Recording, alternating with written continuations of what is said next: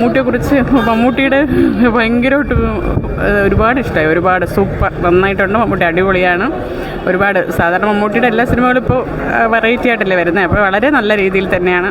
നമുക്ക് ഒരുപാട് ഇഷ്ടമായി. സൂപ്പറായിരുന്നു, നന്നായിട്ടുണ്ടായിരുന്നു. അടിപൊളി, മമ്മൂട്ടി അടിപൊളി. ഇതുണ്ട്, എല്ലാവരും നന്നായിട്ട് അഭിനയിച്ചിട്ടുണ്ട്. സൂപ്പർ.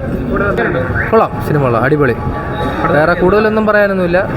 മമ്മൂട്ടി ഫാൻ അല്ല ഞാൻ, പക്ഷെ എന്നാലും എനിക്ക് നല്ലപോലെ ഇഷ്ടപ്പെട്ടു. നല്ല പടം, കൂടുതലൊന്നും പറയാനില്ല, അടിപൊളി പടം. ഇതിനെ കുറിച്ച് നല്ല അടിപൊളി പടമാണ്. ടോട്ടൽ ഹൊറർ അല്ല, പക്ഷെ മമ്മൂട്ടിയുടെ നല്ല പ്രസൻസും എല്ലാവരും നല്ല അഭിനയം, നല്ല ഡയറക്ഷൻ, അടിപൊളി പടം.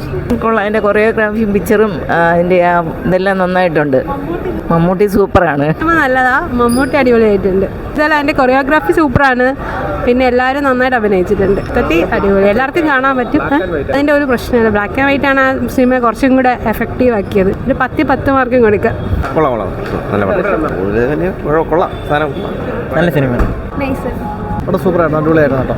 പടത്തിനെ കുറിച്ച് കൂടുതൽ പറയാനായിട്ട് നല്ലൊരു അടിപൊളി ഒരു സൂപ്പർ എൻ്റർടൈനർ പടം. മമ്മൂട്ടിയും അർജുന അശോകനും പൊളിച്ച്, സിദ്ധാർത്ഥും അടിപൊളിയായിരുന്നു കേട്ടോ. സൂപ്പറായിരുന്നു, 3 പേരും അടിപൊളി. 3 പേരത് പ്രത്യേകിച്ച് മമ്മൂട്ടിയുടെ പറയണ്ടല്ലോ. നമുക്ക് ഈ ഒരു 2 വർഷം കൊണ്ട് മമ്മൂട്ടിയുടെ അഴിഞ്ഞാട്ടം തന്നെയാണല്ലോ, അത് തന്നെയാണ് ഇതിലും കാണാറുണ്ട്. അതിൽ ടോപ്പ് മോസ്റ്റ് എന്ന് വേണമെങ്കിൽ പറയാം മമ്മൂട്ടിയുടെ. പിന്നെ ഇത്രേ ഉള്ളൂ, അടിപൊളി. സൂപ്പർ പടം, ഇഷ്ടപ്പെട്ടു.